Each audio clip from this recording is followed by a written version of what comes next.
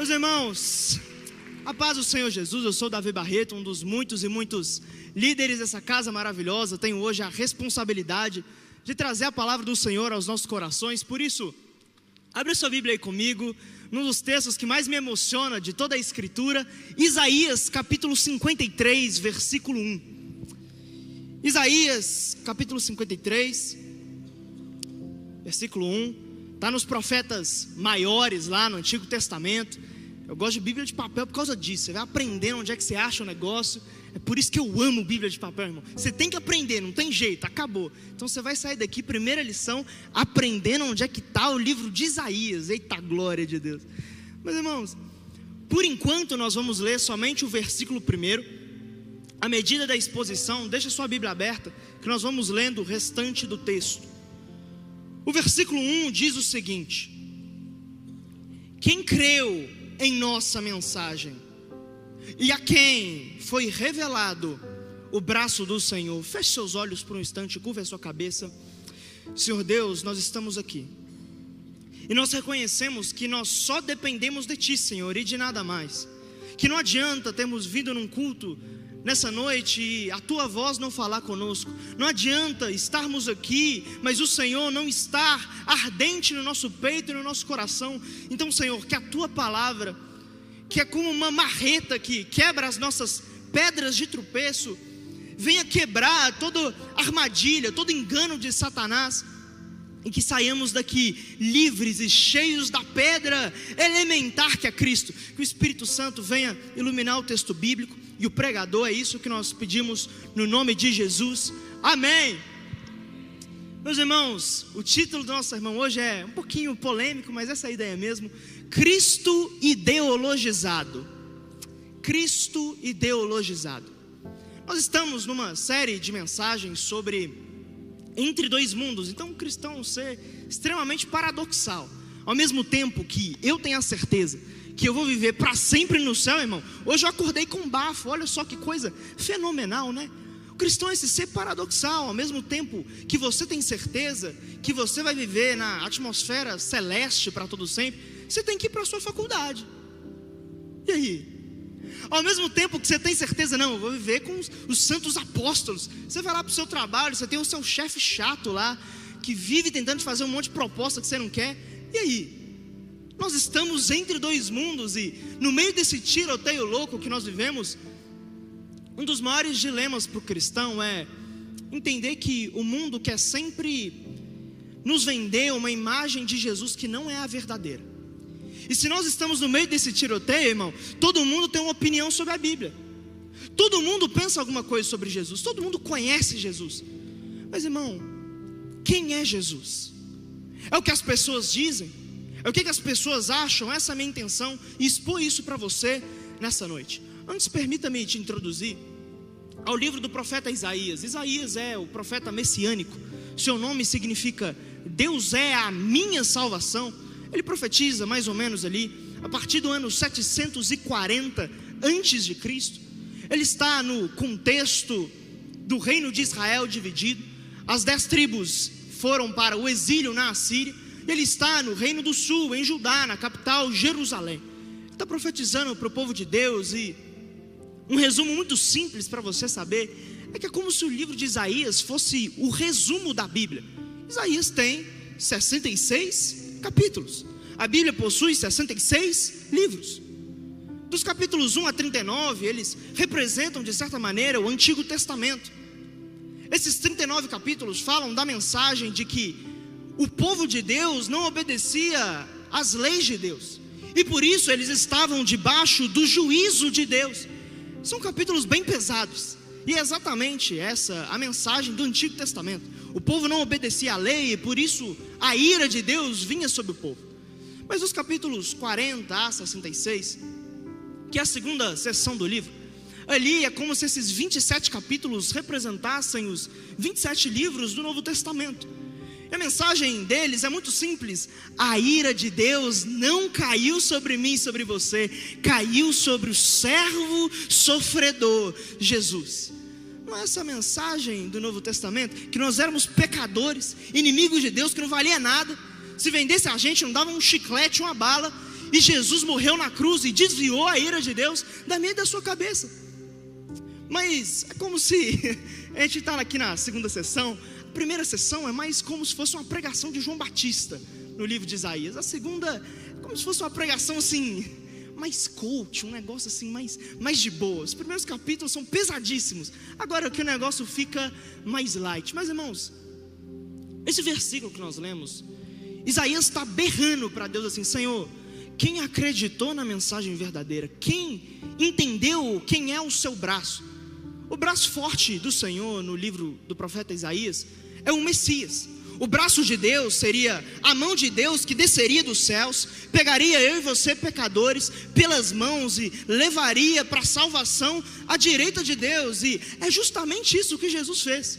Ele nos pegou do meio do inferno, do meio da ira de Deus, desceu dos céus e hoje você está assentado à direita de Deus em Cristo Jesus, nas regiões celestiais. O que Isaías está gritando é: quem entendeu quem é Jesus? Esse único versículo, ele é citado lá pelo apóstolo João, em João 12:38, quando diz que, embora Jesus tenha feito inúmeros sinais e maravilhas, mesmo assim os líderes dos judeus não creram nele. Irmãos, sabe qual que é a grande verdade sobre esses líderes, que eram os fariseus e os saduceus? Eles estavam cegos por um Cristo ideologizado. Eles tinham pegado a teologia humana deles, pegado as ideologias que estavam no ápice no momento, juntado as suas tradições e colocado tudo num caldeirão, e saiu um quadro mal feito de Jesus. Queria pedir o pessoal da mídia para colocar uma foto aqui agora, que eu pedi aí para poder colocar. Irmão, olha que coisa fenomenal. Olha isso daqui. Mulher rezou por engano durante 30 anos para o guitarrista David Gilmour da banda Pink Floyd. Meu Deus do céu, eu estou ficando meio cego, eu não estou enxergando mais ninguém, igual como se fosse árvores andando. Eu mais velho, você é essa senhora aí, irmão. Se eu ver o Caleb aqui mais velho, irmão, eu vou adorar ele sem querer. Meu Deus do céu. Mas irmão, ele não está aqui hoje não, né? Só porque eu ia zoar ele. Parece demais da conta. Mas irmão, isso aqui é engraçado, não é? Como é que a pessoa está adorando 30 anos um Jesus que não existe? Só que sabe qual que é a realidade? Deixa essa foto aqui por enquanto. É que no âmbito espiritual está a mesma coisa nos dias de hoje. As pessoas estão adorando um Jesus que elas inventaram e ficam assim: ah não, mas é o meu Jesus, ele recebe a minha adoração. Irmão, se não é o Jesus da Bíblia, você está adorando qualquer outra coisa, mas Jesus que não é.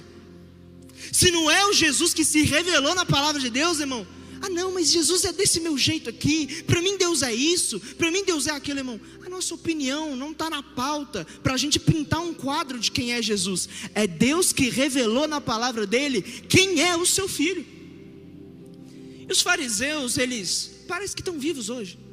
Os fariseus estavam cegos por causa de uma ideologização de quem seria o Messias, que eles entendiam que o Messias seria uma espécie de ultra-religioso. Ele viria impor as tradições rabínicas e viria trazer justamente o peso daquilo que os homens achavam. Eles achavam que o Messias seria alguém que iria trazer só uma religião. Beleza, agora o reino de Israel tem uma religião que vai conquistar o mundo. Irmão, nesse sentido, a nossa cultura brasileira é extremamente farisaica. Os fariseus estão vivos e pintam um quadro de um Jesus que é, sabe como? É um Jesus que quer de você que você entre para uma religião e não para um relacionamento com Deus vivo. De acordo com o IBGE, por exemplo, cerca de 80% da população brasileira, ela diz ter alguma religião. Só que a maioria das pessoas que falam isso, elas falam assim: eu sou evangélico, não praticante. Eu sou católico, não praticante. Como se Jesus estivesse querendo de mim e de você que a gente entrasse para uma religião e tivesse um título religioso. Irmão, e muita gente acredita nisso. Muita gente acha: não, agora eu comprei a Deus, eu vim num templo uma vez na semana. Ah não, agora eu repito uma oração sempre. E cara, Jesus não está querendo de você. Eu nasci na igreja, eu venho no culto, eu sou filho de pastor. Não, Ele quer saber se você é filho de Deus. E esse quadro aqui está à venda. Muita gente cai nele de achar que vir em culto está comprando a Deus. E tome cuidado, parece que os fariseus estão vivos. Mas do outro lado, se a gente tem de um lado os fariseus legalistas, do outro nós temos os saduceus liberais. Os saduceus, eles fazem um negócio muito interessante, você vai ver comigo, que parece que eles estão vivos hoje ainda de novo. Nos tempos do Novo Testamento, a cultura grega, ela tinha dominado o mundo. E Roma, longe de simplesmente aniquilar a cultura grega, ela adota a cultura grega, formando a cultura greco-romana. E a filosofia grega era pautada numa frase muito simples, que era o dualismo grego, que é matéria é má, espírito é bom. Isso significa que na ideologia da época, tudo que você encosta tem que ser ruim. Então o meu corpo, por exemplo, é ruim, mas aquilo que são os meus pensamentos ou qualquer outro espírito tem que ser bom.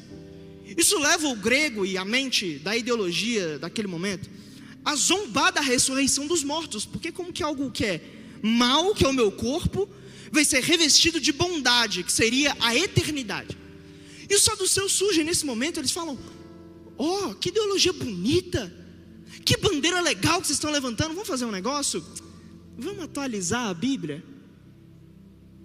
Eles pegam ali e falam assim: não, de Josué em diante, o Velho Testamento, ele apresenta a ressurreição dos mortos. Vamos atualizar a Bíblia, vamos tirar essa parte do Velho Testamento. E os saduceus ficam só com Gênesis, Êxodo, Levítico, Números e Deuteronômio.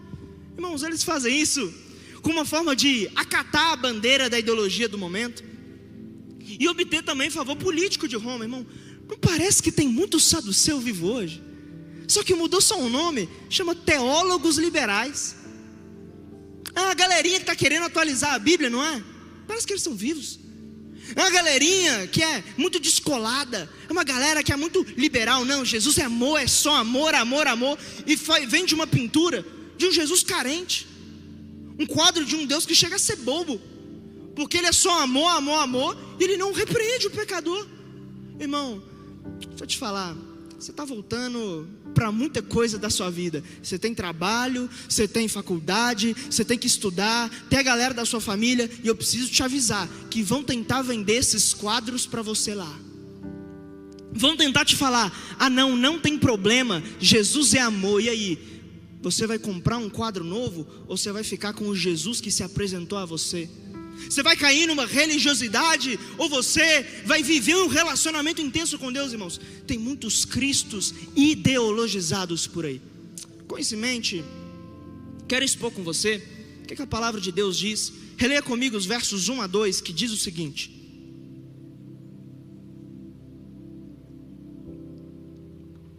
quem creu em nossa mensagem, já pode tirar a imagem aí já, viu?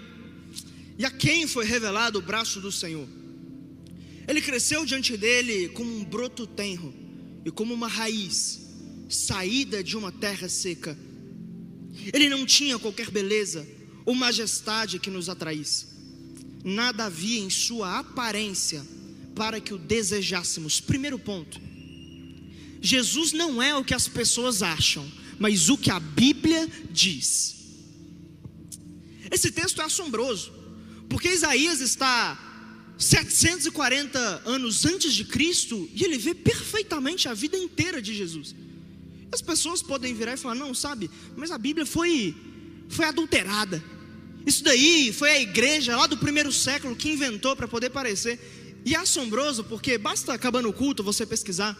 Nós temos, por exemplo, o achado mais importante da arqueologia recente, que são os manuscritos do Mar Morto. Esses manuscritos datam de 200 a.C. Nós temos muitos livros do Antigo Testamento em original hebraico. Nós temos, por exemplo, o livro de Isaías inteiro em hebraico. E para surpresa dos críticos da Bíblia, não tem uma vírgula do hebraico que está diferente do português que você tem. A Bíblia está idêntica, intacta. Isso prova que a Bíblia predisse o futuro, que a Bíblia é uma profecia e não é uma brincadeira, e que é ela que nos fala quem é o Senhor.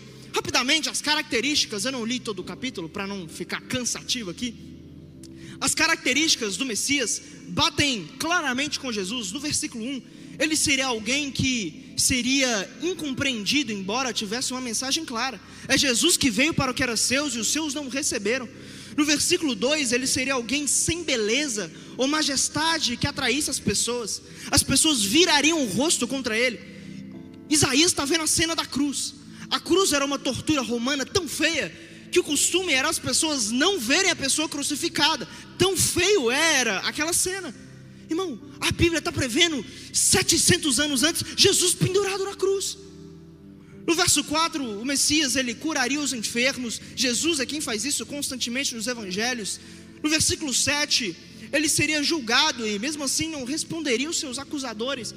Jesus está diante do sinédrio judaico e ele não responde a nenhuma acusação, nem mesmo as falsas. Ele impressiona a Pilatos, quando Pilatos fala, você não vai responder nada? E mesmo assim Jesus fica em silêncio. Ainda no versículo 7, o Messias seria alguém morto como um cordeiro.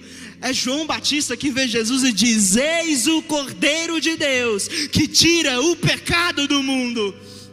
No versículo 8, ele seria alguém condenado, embora falasse a verdade, não houvesse mentira em sua boca. Jesus é condenado por só sair uma palavra da sua boca, uma frase. Ele diz assim, sim, eu sou o Filho de Deus, e vereis o Filho do Homem vindo nas nuvens dos céus, com poder e grande glória. Jesus é morto por falar a verdade. No versículo 9, o Messias receberia o túmulo de alguém rico. Jesus recebe um túmulo de José de Arimateia. No versículo 11, o Messias teria que ressuscitar depois de morto, porque depois de morto como um cordeiro, ele veria a luz e justificaria os seus descendentes. No versículo 12, diz que ele seria contado no meio dos transgressores. Jesus é morto com um ladrão à sua esquerda e outro à sua direita. No versículo 12 ainda, para finalizar, diz que ele oraria pelos transgressores. É Jesus que está pendurado naquela cruz. Ele fala, Pai, perdoa-lhes, porque eles não sabem o que fazem. Irmãos, esse texto aqui é uma prova viva de um quadro que vão tentar te vender, que é assim, olha, sabe, eu acredito em Jesus. Jesus é legal, Jesus é bacana, mas sabe, tem coisa da Bíblia que eu não concordo. Sabe, eu acho essa parte aqui muito fundamentalista, é muito taxista a Bíblia para mim. Não, sabe, eu creio em Jesus, eu até oro, mas assim, não é esse Jesus da religião. Eu tenho muito assim o meu jeito. Irmão, a visão deles é uma visão de um Jesus relativo, como se assim, não, Jesus pode ser a verdade para mim, mas para você pode não ser. Jesus pode ser o caminho para mim, mas para você, você pode escolher.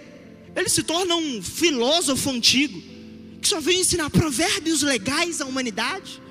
Morreu falando de amor, amor e amor, e foi um antirrevolucionário dos tempos de Roma, como se Jesus fosse um político.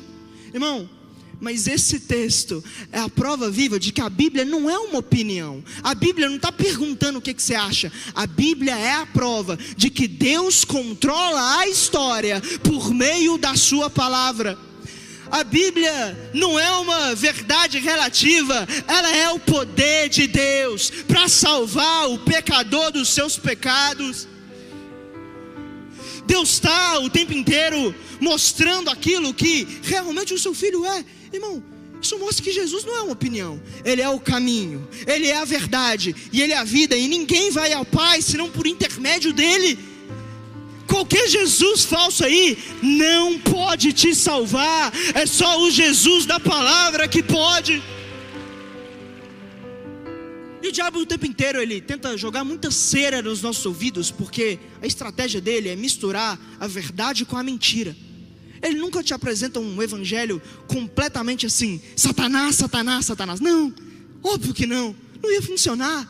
Ele tem que mesclar mentiras para sujar os seus ouvidos, para discernir a verdade da palavra, irmãos. E um dos lemas da reforma protestante é sola escritura. Significa que é só a Bíblia, meu irmão, que pode te falar o que fazer. É o nosso manual de fé e prática, e pode dizer quem é Jesus. Significa, irmão, que se alguém virar para você falando, ai, mas eu penso isso daqui, eu acho isso daqui, irmão, se esse Jesus não é só a escritura, então só lamento, entendeu? É a palavra que nos guia aí. O problema que você vai enfrentar em todo lugar é que as pessoas, elas têm sempre uma opinião sobre a Bíblia, mas nunca leu a Bíblia. As pessoas no seu trabalho nunca leram a palavra e não, eu acho isso, eu acho aquilo. Lá na faculdade, irmão, ninguém sabe falar João 3,16. Não sabe nem o que é João. João, o que é isso? E aí, basta você abrir, por exemplo, as redes sociais, irmão. Toda hora vem um diretor de um podcast que nunca leu a Bíblia falando, não, porque a igreja para mim é isso, Jesus para mim é isso. Eu discordo disso. Irmão, se você não vai saber da palavra, como é que você vai explicar isso para alguém que nunca leu a palavra? É por isso que é justamente nesse cenário que o salmista, ele fala assim no Salmo 119: como pode o jovem manter pura a sua conduta? E ele responde, ele diz assim, e essa guerra que a gente tem que batalhar hoje, porque senão a gente vai cair nas mentiras do diabo. Ele fala assim: guardei a tua palavra no meu coração, para não pecar contra ti.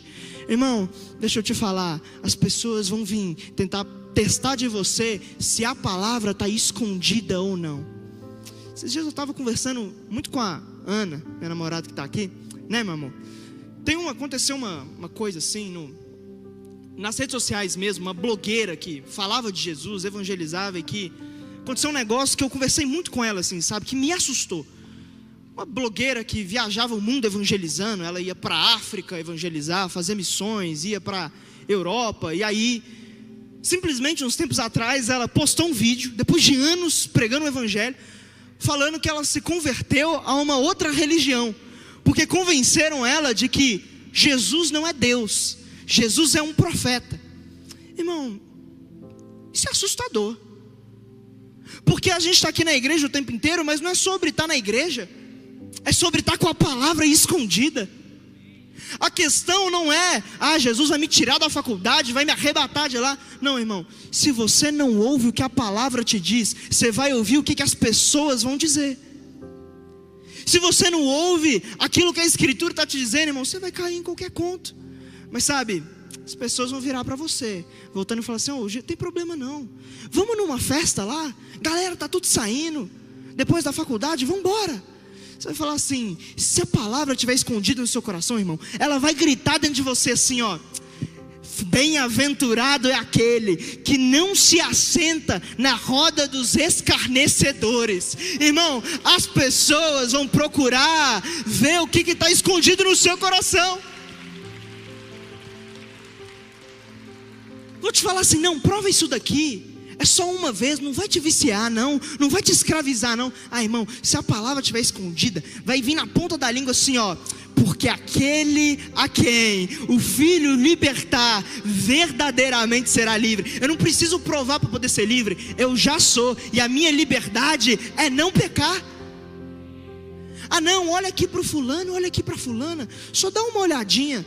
Irmão, tendo os olhos fitos em Jesus, autor e consumador da nossa fé, Ele, pela alegria que lhe fora proposta, suportou a cruz e desprezou a vergonha, e assentou-se à direita da majestade. Irmão, se a palavra não estiver na ponta da sua língua, o diabo vai invadir o seu coração. A gente tem que se preparar para essa guerra, irmão. E Jesus está te sacudindo aqui hoje. Ei, você não vai vencer esse ambiente na força do seu braço, você não vai vencer esse lugar no seu poder, na sua capacidade, não. É pela minha palavra eterna, que céus e terra passarão, mas a Escritura, inerrante, infalível, inspirada, jamais vai passar.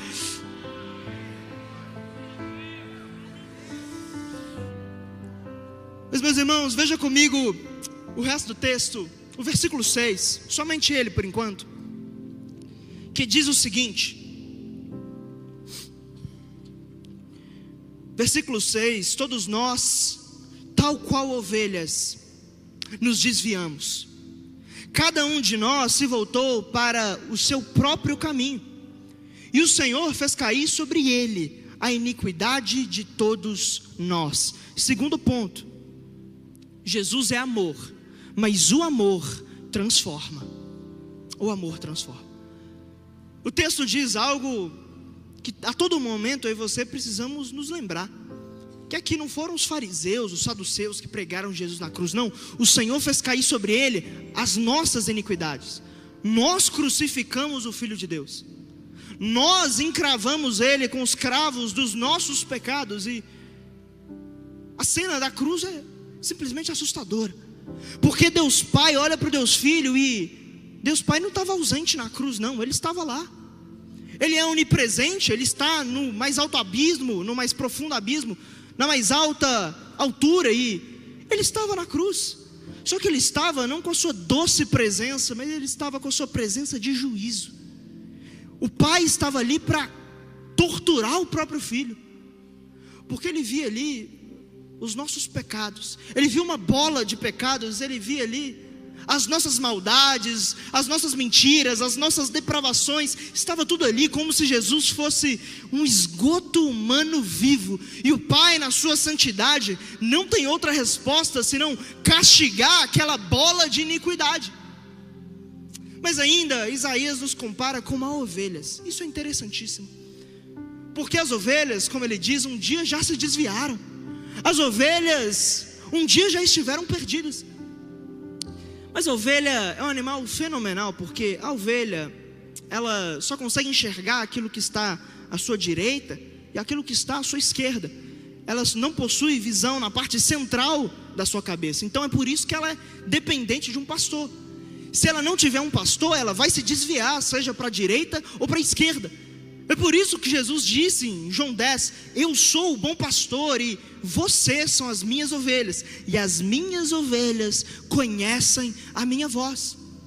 Mas sabe, por que esse texto está comparando eu e você como ovelhas? Ovelhas que um dia já se desviaram, mas que não deixaram de ser ovelhas. Sabe por quê? A ovelha, ela pode até cair no lamaçal do pecado, mas são só os porcos que gostam de viver no lamaçal do pecado.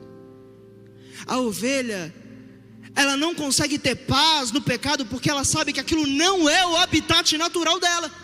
Ela vê as vestes brancas que Jesus deu para ela, e ela fica desesperada ao ver aquilo sujo com a lama do pecado. Meus irmãos, o Evangelho, ele é justamente essa condição de que nós somos ovelhas. E o que você vai ver por aí é a ideia de que Jesus é amor demais. Não, Jesus é amor.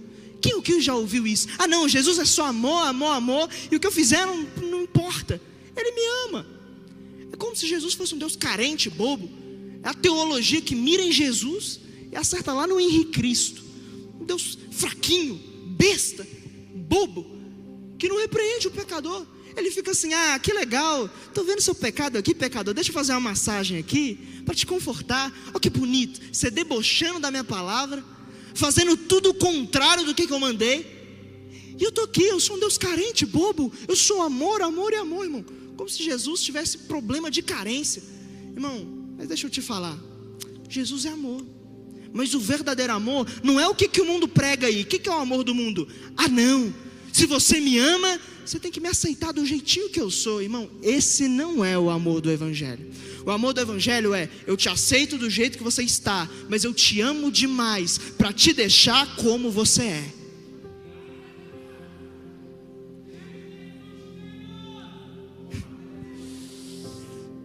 E qual que é a desculpa geralmente utilizada, meus irmãos, para falar: não, Jesus é amor, sabe? Tem o famoso texto lá, você sabe muito bem, da mulher adúltera. Ah não, Jesus disse: vá, eu não te condeno. Irmão, lê o resto do versículo 11, que fala assim: vá agora e abandone a sua vida de pecado. Sabe quem que falou isso aqui? Jesus, o amor. O amor virou para ela e falou assim: aqui, eu te perdoo, mas se você encontrou o verdadeiro amor, que não é o amor desse mundo, é o amor de Deus, você tem que ser transformada. Você não é mais sua agora, mulher, agora você é minha. E se você é minha filha, sua vida é minha, então regras minhas, suas regras não existem mais. E o que a gente vê o tempo inteiro é: não, minha vida, minhas regras. Ah não, meus pensamentos, tudo que eu faço, minhas regras. Irmão, se você é de Jesus, isso aqui não é para quem é de uma religião, não, é para quem é de Jesus. Se você é de Jesus, chega de minha vida, minhas regras. É vida de Cristo, regras de Cristo.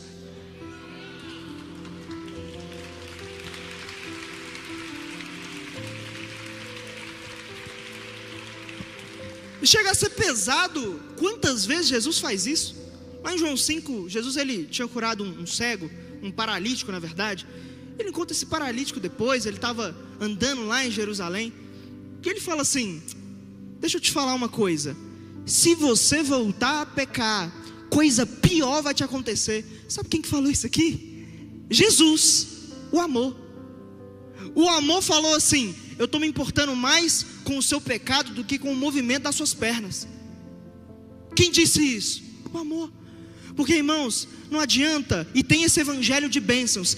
Eu quero pernas novas, eu quero negócios prosperando. Irmão, você pode ter a bênção que for, você pode ter, meu Deus do céu, eu posso ter o relacionamento que for, eu posso ter o dinheiro que for, a fama que for, eu posso ter quanto sexo eu quiser, irmão. Tudo isso pode ser sinônimo de que eu nunca encontrei o amor verdadeiro. Porque o amor verdadeiro não é aqui fora. Ele não transforma a minha vida financeira, ele não transforma primariamente aquilo que eu tenho aqui fora, não. O evangelho é a transformação da minha essência interior. Eu começo a ter um coração que tem as leis de Deus dentro de mim. Eu começo a ter um coração que medita nas coisas de Deus, e eu não fico mais pensando nas coisas que eu queria. Eu sou impelido ao Espírito a pensar nas coisas do alto, onde Cristo está assentado. Jesus é o amor. Sabe o que o amor mais falou? Sobre inferno. Mas que isso? Não, Davi, não pode falar de inferno. Irmão, quem falou isso foi Jesus de Nazaré, o amor. Sabe o que o amor falou uma vez? Ele falou assim, não temam os homens, que podem matar o corpo. Temam a Deus, que pode pegar o corpo e a alma de vocês e fazer perecer eternamente no inferno. Quem falou isso? Foi o amor. Mas que isso? Isso é muito taxista. Irmão, é o evangelho, porque Jesus te ama demais para deixar você do jeito que você é. Ele quer que você seja parecido com como Ele é. Vamos supor que por um momento está aqui o Isaías aqui, né, pastor? Que coisa maravilhosa. Vou pegar você aqui mesmo. Vamos supor, Isaías, o que você ia fazer comigo se eu estivesse aqui e aí eu atrasasse 1 hora para poder pregar? Eu vim aqui, atrasei 1 hora. Ia me matar, né, irmão? Você tem que pegar qualquer sermão aí e pregar. Mas imagina que eu chego aqui assim, e eu falo assim: não, Isaías, deixa eu te explicar. É porque eu fui atropelado por um caminhão na vinda aqui. Você vai olhar pra mim e fala assim: essa carinha aí meio de playboy, você não foi atropelado por nada não tá sangrando, não perdeu a orelha, perdeu nada. Por quê? Porque eu estou falando que eu tive um encontro com algo poderoso e eu não sofri transformação nenhuma. O problema é esse. Tem um monte de gente que está falando que teve um encontro com o amor de Deus, que é a coisa mais poderosa do universo, e não sofreu transformação nenhuma. Isso não é o amor de Deus, isso é amor a si mesmo. Isso é amar os seus próprios desejos.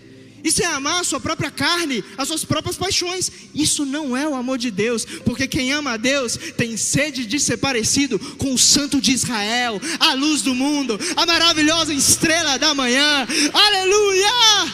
Nós te ansiamos, Jesus. Queremos ser parecidos contigo.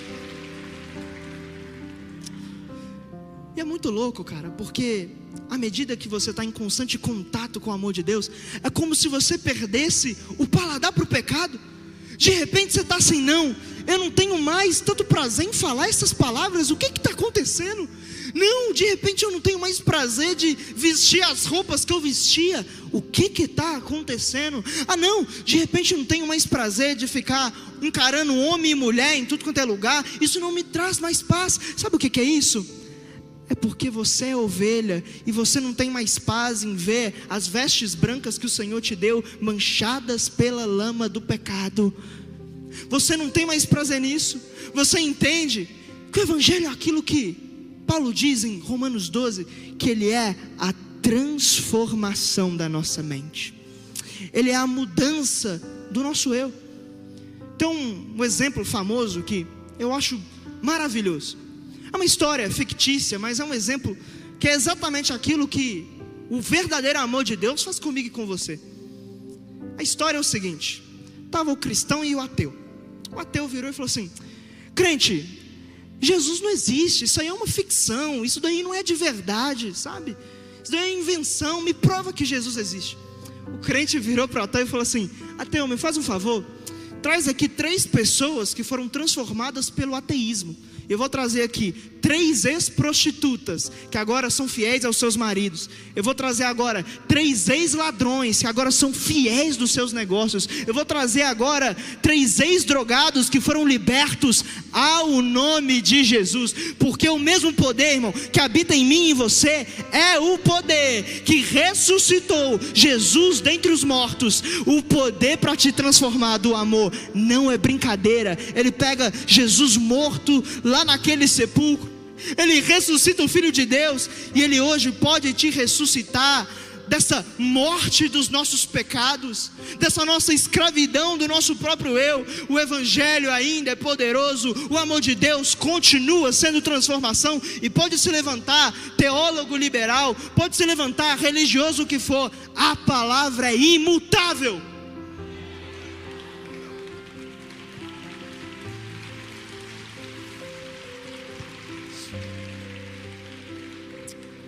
Mas veja comigo os últimos versos. Nós vamos para o nosso último ponto. Versículo 5, 8 e depois o 12. Eu peço que você me acompanhe nessa leitura. Primeiro, versículo 5. Mas ele foi traspassado por causa das nossas transgressões, foi esmagado por causa de nossas iniquidades. O castigo que nos trouxe paz estava sobre ele, e pelas suas feridas fomos curados. Versículo 8, a parte B. E quem pode falar dos seus descendentes? Pois ele foi eliminado da terra dos viventes, por causa da transgressão do meu povo ele foi golpeado. A última frase do versículo 12. Pois ele levou o pecado de muitos, e pelos transgressores intercedeu. Terceiro e último ponto: só o Cristo verdadeiro pode perdoar pecados e nos livrar da culpa. Existem 2 cristos falsos, que tem muita gente que está aqui que está caindo na deles, e que eles não podem resolver os dois: perdoar pecados e te livrar da culpa. Eles não podem. Um é o Jesus legalista, é um Jesus que vem dentro de nós, talvez por causa da nossa cultura muito religiosa, da nossa tradição histórica, de que o Brasil é um país que não é cristão, ele é cristianizado. É um país que foi imposto goela abaixo o cristianismo, e nós nos tornamos extremamente zelosos por rituais, por exemplo, por coisas que são só exterior e não um relacionamento interior com Deus.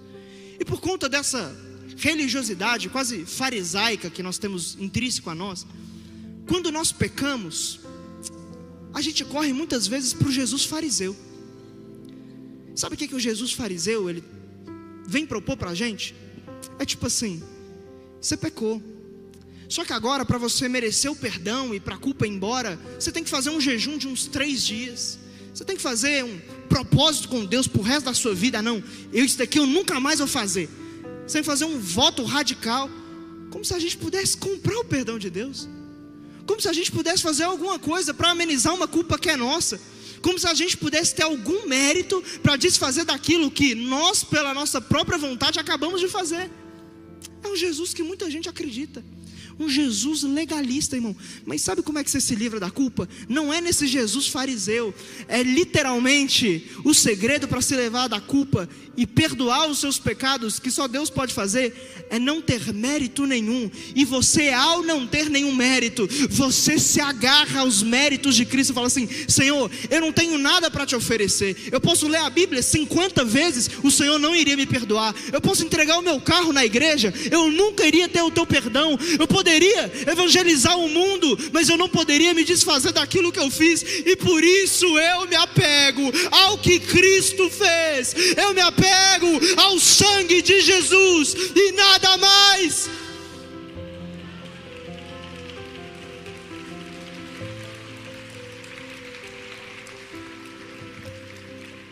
Mas o segundo Cristo que muitos acreditam é o contrário, é o Cristo liberal, o Jesus liberal.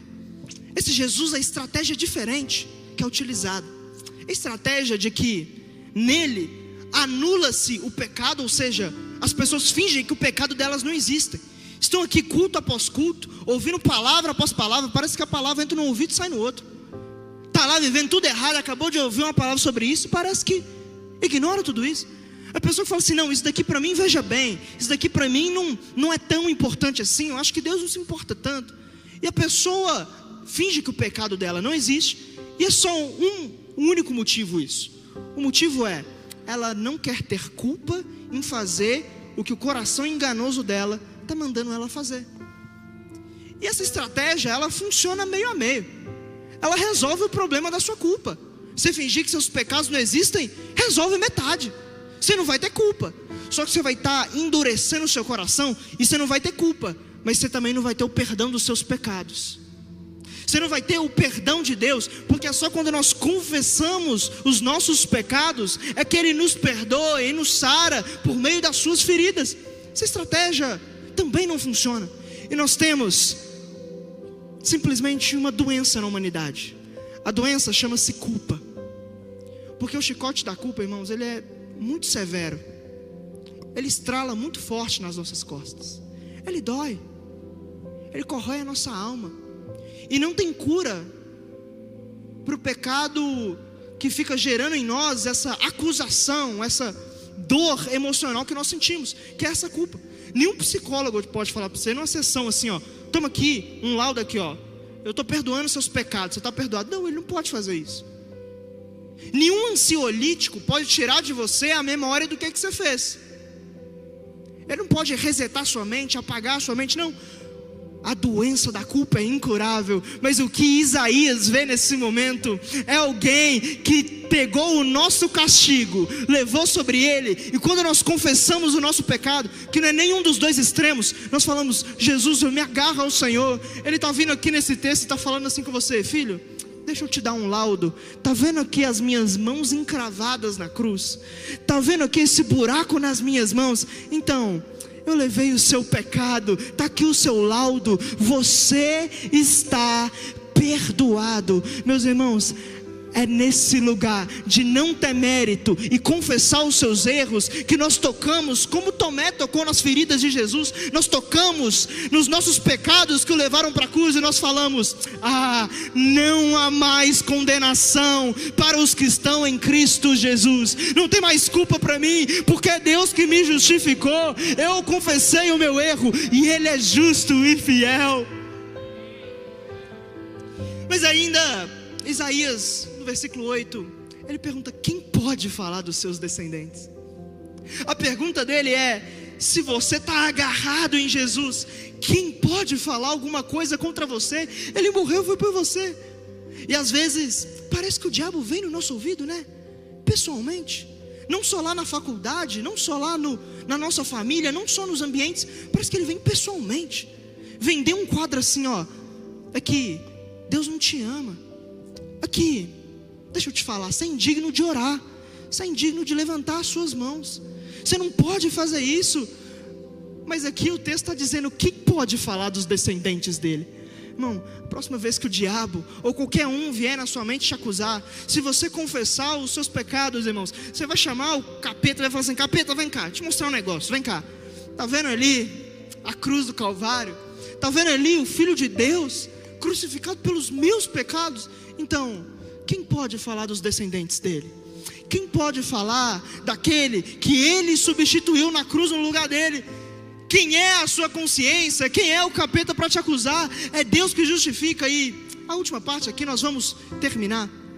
Aqui no versículo 12 ele diz que ele orou pelos transgressores. O interessante disso é que isso não cessou, isso continua até hoje. Diz a palavra de Deus em 1 de João 1, se confessarmos os nossos pecados, Ele é fiel e justo para perdoar os nossos pecados e nos purificar de toda injustiça. Capítulo 2, meus filhinhos, escreva a vocês estas coisas para que vocês não pequem. Se porém alguém pecar, temos um intercessor junto ao Pai, Jesus Cristo, o advogado. Irmão, tem alguém orando por você agora, tem alguém te guardando na frente, atrás, dos lados, falando assim: Pai, perdoa-lhe, porque ele não sabe o que ele fez. Pode bater no meu peito, eu defendo ele. Eu que sou Jesus verdadeiro, eu vi que ele confessou os pecados, agora deixa pra lá, que agora o leão vai assumir a causa dele. Meus irmãos, o crente tem uma alegria sobrenatural, porque ele não omite os seus erros, mas diz a palavra de Deus que Deus não se lembra mais dos nossos erros. Ele não cai nem na de esconder os seus erros, ele confessa. E ele não cai no erro de tentar fazer algo para Deus, Deus já tem tudo, mas ele se apega àquilo que Jesus fez, e só o Jesus verdadeiro, o Cristo ressurreto das Escrituras pode fazer. Ele pode trazer a você uma paz que não tem explicação, que você fica assim: meu Deus do céu, eu sinto como se pudesse acontecer o que for, mas alguém levou a pior coisa que eu poderia sofrer, que era a cruz do Calvário, e agora eu tenho paz. E não é paz simplesmente com o meu coração, não é paz com a minha vida financeira, não, é uma paz maior, é a paz com Deus. Nós éramos inimigos e agora fomos justificados. Irmãos, esse é o Jesus que está nesse lugar.